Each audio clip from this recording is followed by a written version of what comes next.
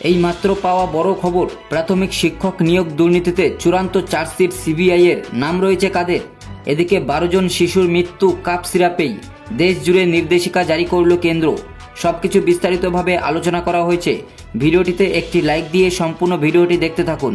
দুর্গাপুজো মিটতেই সক্রিয় হয়ে উঠল কেন্দ্রীয় তদন্তকারী সংস্থা। প্রাথমিক শিক্ষক নিয়োগ দুর্নীতি মামলায় চূড়ান্ত চার্জশিট পেশ করল সিবিআই। আজ সিবিআই আধিকারিকরা ব্যাংকশাল আদালতে চূড়ান্ত চার্জশিট জমা দিলেন। চূড়ান্ত চার্জশিটে মানিক ভট্টাচার্য, বিভাস অধিকারীর বিরুদ্ধে নাম রয়েছে বলে খবর। প্রাথমিক শিক্ষক দুর্নীতি মামলায় গ্রেপ্তার হয়েছিলেন রাজ্যের প্রাক্তন শিক্ষামন্ত্রী পার্থ চট্টোপাধ্যায়। এরপর একে একে একাধিক রাঘব বোয়ালদের নাম উঠে আসে। পরবর্তীতে গ্রেপ্তার হয়েছিলেন নদিয়ার নাকাশীপাড়ার তৃণমূল বিধায়ক মানিক ভট্টাচার্য সহ অনেকেই। তৎকালীন প্রাথমিক শিক্ষা পর্ষদের সেক্রেটারি সহ একাধিক আধিকারিকেরও নাম জড়িয়েছিল সিবিআই তদন্তে। ব্যাংকশাল আদালতে এই মামলা চলছে। এবার একাদশীর দিন পঞ্চম সাপ্লিমেন্টারি চার্জশিট জমা দিল ইডি। 70 পাতার এই চার্জশিটটি চূড়ান্ত চার্জশিট বলে জানা গিয়েছে।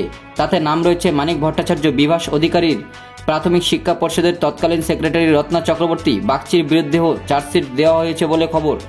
সিবিআইয়ের অভিযোগ ছিল, প্রাথমিক শিক্ষক নিয়োগ দুর্নীতি মামলায় 350 জনের চাকরি ঘুরপথে হয়েছিল। নাকাশীপাড়ার বিধায়ক মানিক ভট্টাচার্য সে সময় প্রাথমিক শিক্ষা বোর্ডের সভাপতি ছিলেন। মানিকের সঙ্গে রত্না চক্রবর্তী বাগচি ষড়যন্ত্রে যুক্ত হয়েছিলেন বলে কেন্দ্রীয় তদন্তকারী সংস্থার তরফে অভিযোগ ছিল। প্রাথমিক শিক্ষক নিয়োগ দুর্নীতি মামলায় 32,000 শিক্ষক শিক্ষিকার চাকরি যায়। 2023 সালের মে মাসে এই নির্দেশ জারি করেছিলেন কলকাতা হাইকোর্টের তৎকালীন বিচারপতি অভিজিৎ গঙ্গোপাধ্যায়। পরে কলকাতা হাইকোর্টের ডিভিশন বেঞ্চে ওই রায়কে চ্যালেঞ্জ করে পর্ষদ ডিভিশন বেঞ্চে গিয়েছিল। পরে ডিভিশন বেঞ্চও সিঙ্গেল বেঞ্চে রায় বহাল রেখেছিল। মামলা গড়িয়েছিল সর্বোচ্চ আদালতেও।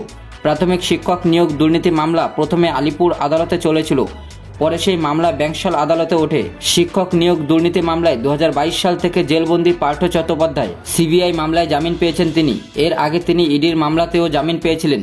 কবে পার্থ চট্টোপাধ্যায়ের জেল মুক্তি হবে সেই চর্চা চলছে। মানিক ভট্টাচার্য আগেই জামিন পেয়েছেন। বিভাস চক্রবর্তী এই মুহূর্তে জেলবন্দি আছেন। ভুয়ো থানা থেকে সমান্তরাল প্রশাসন জালিয়াতির অভিযোগে এই প্রাক্তন তৃণমূল নেতাকে গ্রেপ্তার করেছে নয়দা পুলিশ। এদিকে 12 শিশুর মৃত্যু কাফ সিরাপেই। দেশ জুড়ে নির্দেশিকা জারি করল কেন্দ্র। 12 জন শিশুর মৃত্যু ঘিরে আশঙ্কা বাড়ছে। মধ্যপ্রদেশ ও রাজস্থানে এই 12 জন শিশুর মৃত্যুর ঘটনায় একটি কাপ সিরাপ নিয়ে প্রশ্ন উঠেছে। অভিযোগ উঠেছে, ওই কাপ সিরাপ খাওয়ার পরই অসুস্থ হয়ে পড়ে শিশুরা, এরপরই মৃত্যু হয়। এই পরিস্থিতিতে কেন্দ্রীয় সরকারের তরফ থেকে বিশেষ নির্দেশিকা দেওয়া হয়েছে। 2 বছরের কম বয়সী শিশুদের কাপ সিরাপ দেওয়ার ক্ষেত্রে সতর্ক থাকার কথা বলা হয়েছে। দেশের সব রাজ্য ও কেন্দ্রশাসিত অঞ্চলের জন্য এই নির্দেশিকা জারি করা হয়েছে। তবে সেই সঙ্গে কেন্দ্রীয় স্বাস্থ্য মন্ত্রকের তরফ থেকে এও জানানো হয়েছে যে কাপ সিরাপের যে নমুনা সংগ্রহ করা হয়েছে তাতে ভাইথাইলিন গ্লাইকল বা ইথালিন গ্লাইকেলের কোনো উপস্থিতি পাওয়া যায়নি, যা থেকে কিডনির ক্ষতি হতে পারে।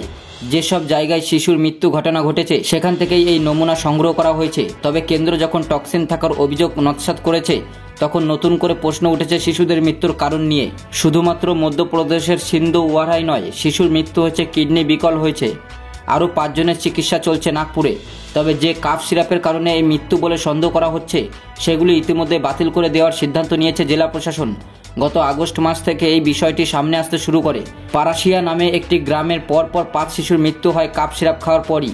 এছাড়া গত এক সপ্তাহে রাজস্থানে 3 শিশুর মৃত্যু হয়েছে একইভাবে। সে রাজ্যের স্বাস্থ্য দপ্তর কাপ সিরাপের কারণে মৃত্যুর কথা অস্বীকার করেছে। তবে ওই কাপ সিরাপের ডিস্ট্রিবিউশন বন্ধ করে দেওয়া হয়েছে ইতিমধ্যেই। জানা যাচ্ছে, ওই শিশুদের মৃত্যুর আগে বমি, দুর্বলতা, অসুস্থতার মতো লক্ষণ দেখা দিচ্ছে। কোনো শিশু অজ্ঞান হয়ে যাচ্ছে। পুরো পরিস্থিতির দিকে নজর রাখছে স্বাস্থ্য মন্ত্রক।